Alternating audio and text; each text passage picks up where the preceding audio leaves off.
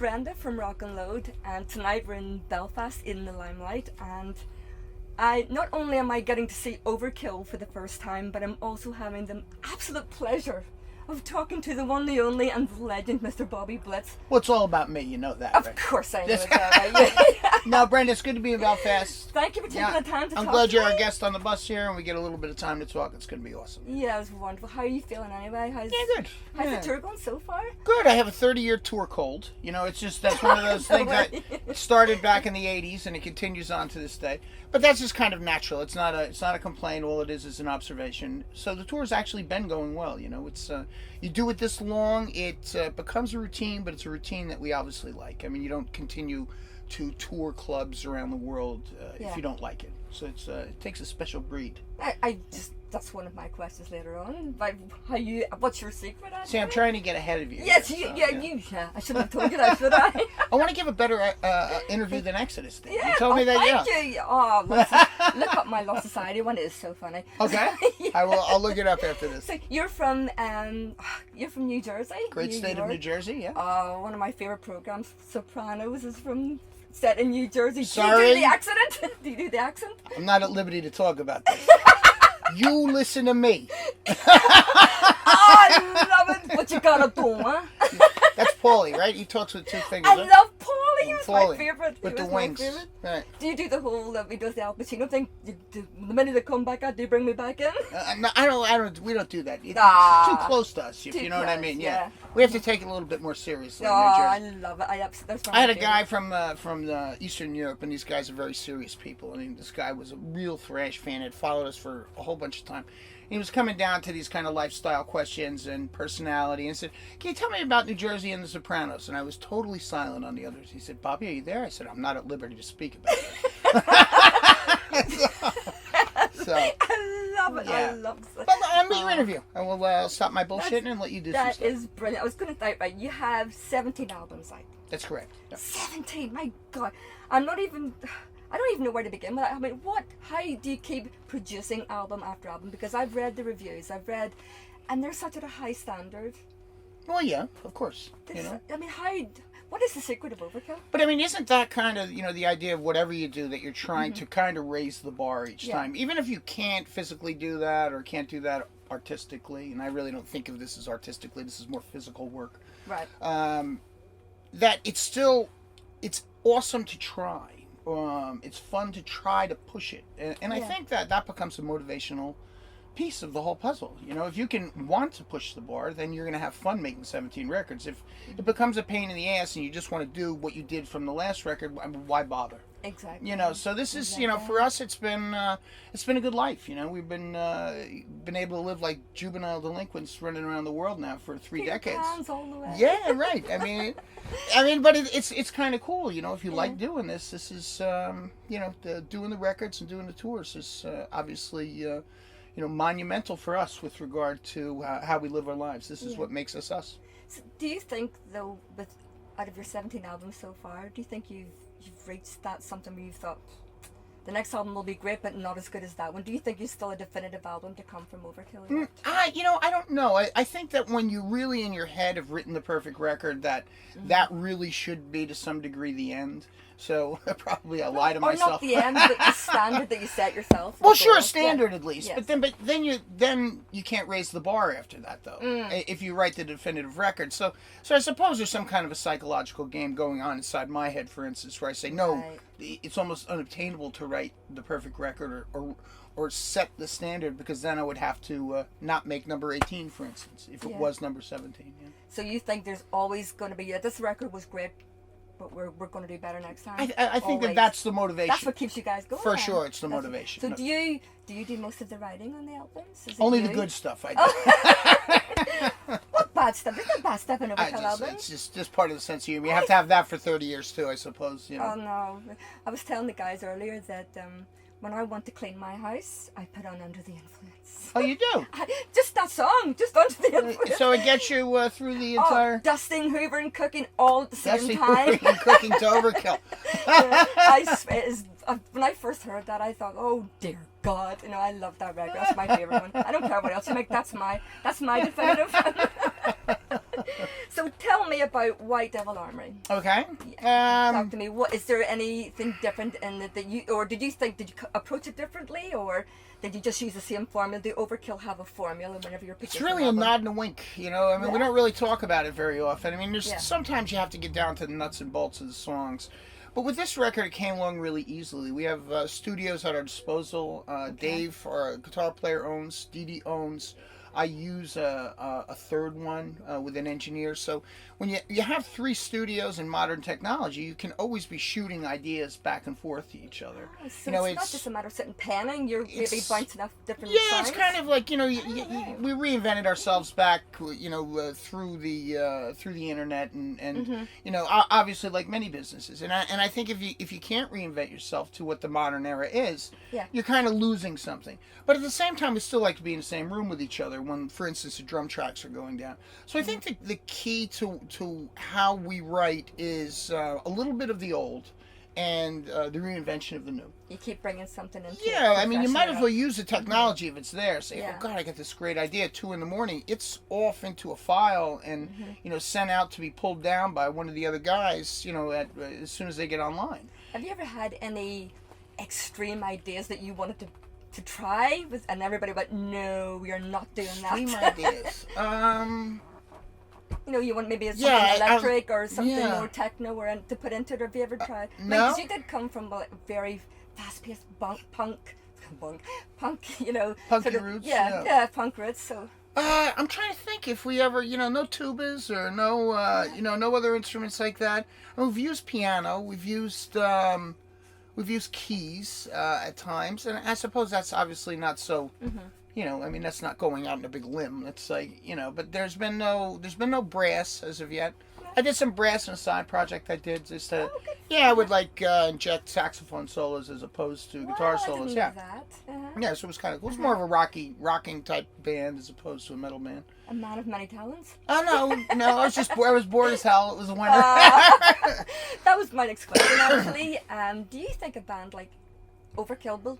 See, I see you as Overkill, okay? But do you think as a band like Overkill that is born naturally in you, or does it have to be created? Does it have to be made and put together? Like, well, I can only tell you in hindsight that it's developed. You know, I mean, it's over time, and I think one of the things that we understood was, you know, somewhere along this road, even though we still compete, which is probably our nature. You know, you come into this business, you want to compete, you want to win, but we still feel as if we have nothing to lose. You know, I've known Dee Dee for 35 years, so obviously it's not just me. And Dee Dee's really the chief writer in the band. I really finish the stuff he does. But to present ourselves more as a team, I think is the thing that has always been, let's say, our kind of secret weapon. There is no individuals in this, that it's really the name is much more important than the individuals. so you're saying the band is bigger than each person? Well, I think so. I mean, you know, or at least I like to believe that. So even if by believing that, and again, fooling myself into that kind of a thought, I always feel stronger with the group as opposed to singular. It's like safety in numbers. But Safety in your numbers. fans, I mean, they don't go, well, they do, they Bobby this and Bobby that, but Overkill is a band to be looked up to. Speaking of which, with all the young bands that are coming out at the minute, I think Thrash is getting a whole, it just feels stronger at the moment, the whole Thrash genre of it. And there's so many, like I said before, I interviewed a very young band a few weeks ago, and bloody hell, they brought it. Lost Society, you said, right? Yes, Lost Society. Yeah, we had them on the road in Yes. Finland. I mean, I know the boys are they're a nice band. They really got a you know, kind of a great thrash / rock type sound. But it's that old Metallica-esque thrash, California bass sound. You know, It's still there. Yeah. How does that influence you in any way to sort of like up your game a bit more? Does that influence you, or do you see anything coming from the young ones that you think, wow, we could use that but make it Overkill as well? Well, their energy for sure. Yeah. You know, I mean, they've brought, and with that energy, they've brought kind of a new influx of interest into the scene. So, you know, I mean, this really was supposed to be a young man's game. It makes absolutely no sense that some, you know, 56-year-old prick is sitting outside a concert hall in Belfast. It really should be a young man's game. But there's something to be said for experience also. So I think if you take the two, you have something that's special. And, you know, it's transcended generations. I mean, the generation that I was in was kind of responsible for its development. But it didn't mean it lost any value by the time these kids, these Finnish kids, Lost Society got it. So I think it's kind of inspiring that they, that they can accept the, let's say, the wisdom or the experience in bands like ourselves or Exodus, but they also can inject new energy into the scene. Anything else I'd like to do in my life? Yeah, I have hobbies. I like. My father said it was always about beer and free beer and girls. He said that's what that's what society said. Yeah, it was unbelievable. I was in a university when Overkill got their first record contract. And I was real close to graduating. But I think that you don't give record contracts back. That was kind of the way I was thinking. This is not going to come along again. The university is set in stone. This might not ever come. So I grabbed the record contract, and that was so long ago. I don't know what would have happened without. But I do have hobbies. I love motorcycles and cars. That kind of stuff. I ran other businesses. I was a chocolate importer with my wife for 12 years. We just sold those businesses. I have a mailing company. I'm a Jersey guy. It's really simple. It's not just about this. It's about kind of spreading out into different things. This is your life, though. This is your But lifestyle. this is the life, yes, for sure. Lifestyle. And very satisfying, believe it or not. For sure not for everybody, but for me it's very satisfying. I was sitting here beside you and you actually just feel the warmest person I think I've ever interviewed. I can feel it coming from you. You're enjoying what you're doing. You. I know. No, you're not. What's the worst aspect of what you do, though? What would be the worst thing? The worst aspect? I don't really have a list of those. It's funny, when you get out for a long period of time, you miss home, Yes. And when you're home for a long period of time, you miss being out here. So it's kind of like being pushed and pulled into this mad, into like insanity, because you're going, I can never be satisfied. I can never be satisfied. It's like, oh my God, I really miss being home. I don't right now because we've only been out for about 10 days. Yeah. But by the time a month comes around, I'm like, boy, I want to get home. Boy, I want to sleep in my own bed. Boy, I want to pet the dog and have, coffee out on the deck with my wife in the morning. But as soon as I start doing that for a few days, I'm like, I gotta get out of here. No offense, you can come with me. Too normal. Hey, you can come with me. Bring the dog. Fuck yes. Come on, everybody. Happy family. Let's go. I know you've had your fair share. You've been ill and you had cancer, and I don't want to dwell on those things. I know you've answered that a million times. But I don't want to bring it down either. But other than that, what's been the biggest challenge, do you think, for Overkill as a band? Heart attacks, lung disease. These weren't big challenges. These were like, you have to understand that, it's not the, it's not the event that makes a man. It's how the man reacts to the event. And you have to be able to have opportunities in your life to be able to prove your mettle. You know what I mean? To be able to say, okay, I am what I thought I was. So I never looked at these things as big, as big deals to me. No, never, not one fucking bit, because I came out of it on the other side. Yes. I was riding in this motorcycle club, right? I've told the story before.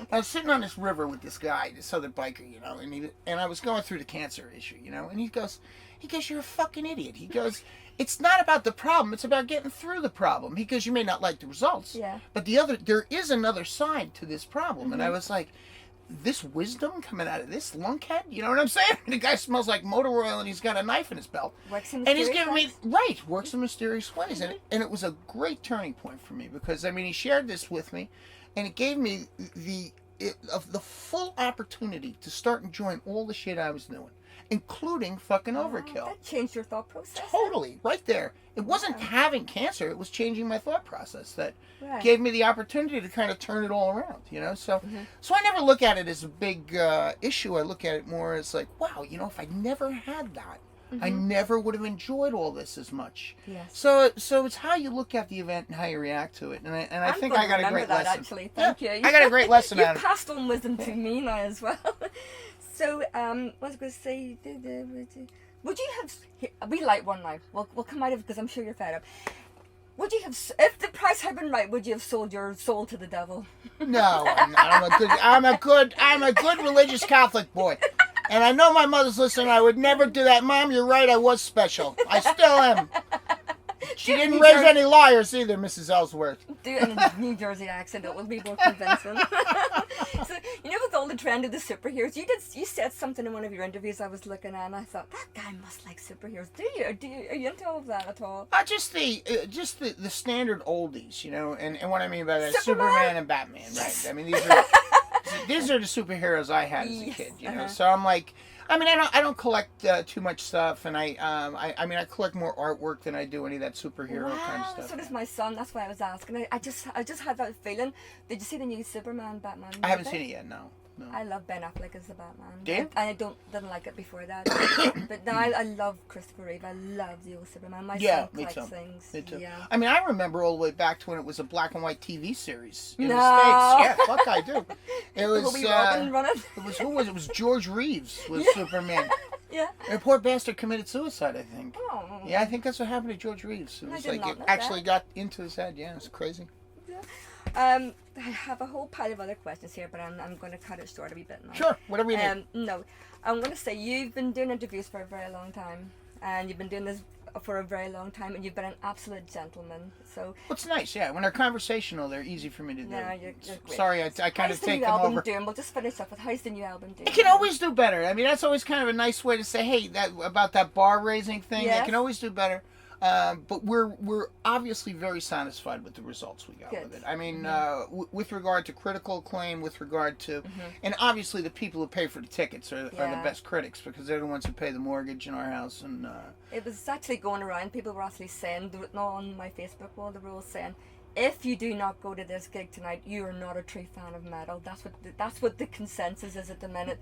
So, how do you think? I mean, Belfast is going to react to you? Then I mean, we are so looking forward to this. first times are always really great. Yeah, times, this is your first time you know? here, isn't and it? it's funny. 35 years. I mean, yeah, obviously there was issues why we couldn't get in here over those 35 years. But Yeah. I mean, well, I heard it was because you thought it was too far to swim. No, yeah. Yeah. Or we couldn't swim. We couldn't swim. But they Rubber dinghies. first times are always good times. You Yeah. know, so that's something to look forward to. Yeah. You know, we're feeling it. I mean, it's not going to be. I mean, it's business as usual for us, but that's usually a good thing. Yeah. It's. So I take it you're going to work on this for a while. I mean, you don't have much space between each album, 2-3 years. So I take it you're not doing anything writing for a new album. It's almost nothing done. yet? No, it's almost done. Really? You've got you on a... Oh, wow. Yes. We're blue collar working guys. It's very simple for us. So when can we maybe see something come End of the out? year. Yeah. End of the year? Yeah. So probably late October. We're just talking about it at this point. But there's 11 songs written. I've finished off 5 of those. Great. How do you get the time? You never stop. Well, it's easier to work. It's more fun to work. I mean, you like doing this. You like your other job. Yeah. I mean, you do it. You know. I mean, That's your job. there's no vacations on desert No. islands with supermodels. You know, it's like it's very simple for us. It's work and do business. You know, so. Oh, you're a superstar. You're absolutely Yeah. brilliant. No, you really are. You got to see a superstar Don't mowing his listen own to lawn on anything. Sundays. Don't listen to anything he's saying he is. Right. Thank you very much. My pleasure. Thank you for taking time to talk to Rock and Load. Yeah. And hopefully we'll see you back at Belfast soon. I cannot wait for this show tonight. So get up there.